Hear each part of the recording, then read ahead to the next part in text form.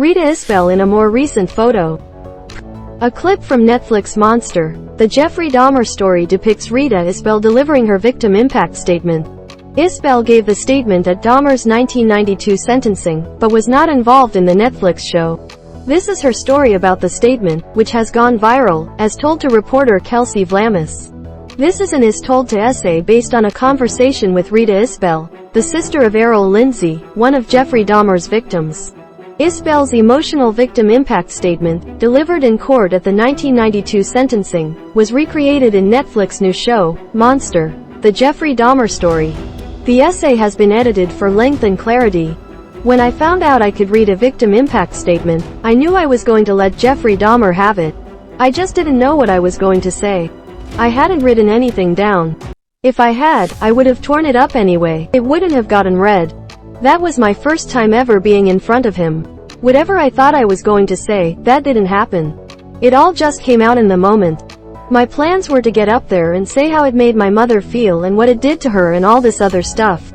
But no, when I got in front of his face it was a whole new ball game. I was face to face with pure evil. I never had a scared bone in my body. I believe he knew that too. And then I was angry because he wouldn't look at me. But you have to be in control in order to do the things that he was doing. You have to very much be in control. So that's why I said, let me show you what out of control is. I wasn't myself in that moment. Whatever I had on the inside, I let it out, hold it in and later say, oh, I wish I had said or done this when I had the opportunity to. And I think I was speaking for a lot of the other family members of the victims. The officers that pulled me away were really nice to me. They asked me if I needed water. I told them I had a headache and they offered me painkillers. I didn't even have time to get it together. I don't need to watch it, I lived it. When I saw some of the show, it bothered me, especially when I saw myself. When I saw my name come across the screen and this lady saying verbatim exactly what I said. If I didn't know any better, I would have thought it was me. Her hair was like mine, she had on the same clothes. That's why it felt like reliving it all over again. It brought back all the emotions I was feeling back then. I was never contacted about the show. I feel like Netflix should have asked if we mind or how we felt about making it. They didn't ask me anything. But I am not money hungry, and that's what this show is about, Netflix trying to get paid. I even understand it if they gave some of the money to the victims' children. Not necessarily their families.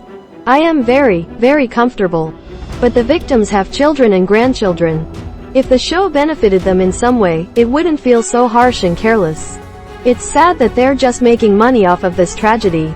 The episode with me was the only part one saw. I didn't watch the whole show. I know exactly what happened. Now I can talk about it without as much anger. Anger stuck with me for a long time. I didn't have the wisdom back then that I have now.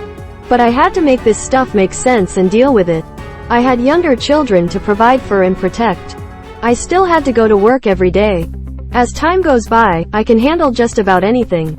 I have children, grandchildren, great-grandchildren. It's something that over the years I had to come to terms with.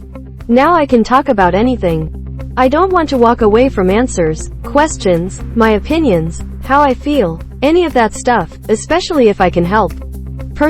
If what I say can help somebody else, even myself, then yes.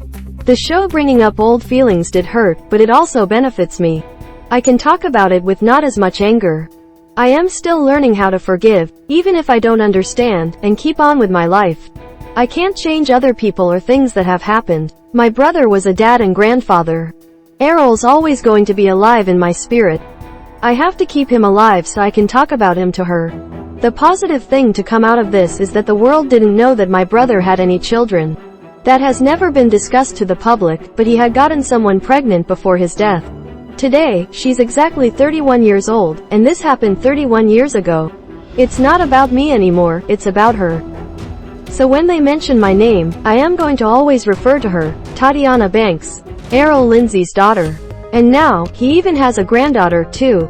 When I think of my brother, I think of how he was such a goofball, and I think he's going to appreciate the fact that I am still standing for him until my last breath.